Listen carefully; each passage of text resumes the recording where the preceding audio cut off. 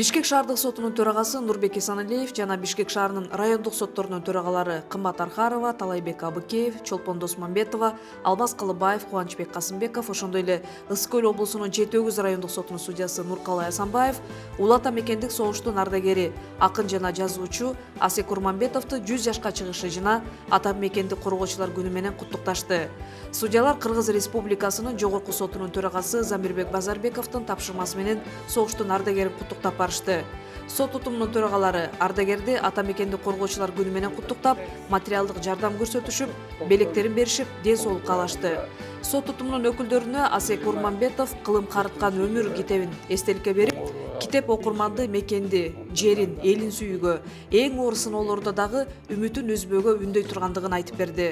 Кошумчалай кетсек, Асек Курманбетов ушул жылдын 2-январында 100 жашка толду.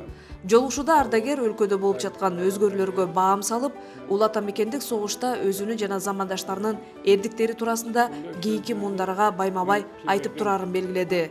Bir etanın balasına var yürüdük.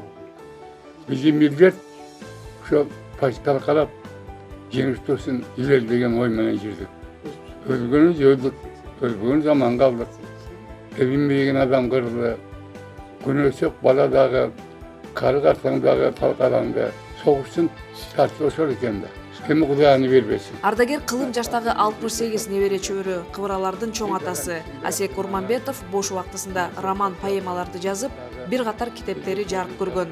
Аларды сатуудан түшкөн каражаттарына 100дөн ашык мектеп, жогорку окуу жайларга, интернат, куралдуу күчтөрдөгү аскер кызматкерлерине муктаж болгон үй бүлөлөргө материалдык колдоо көрсөтүп, жардам берип келет.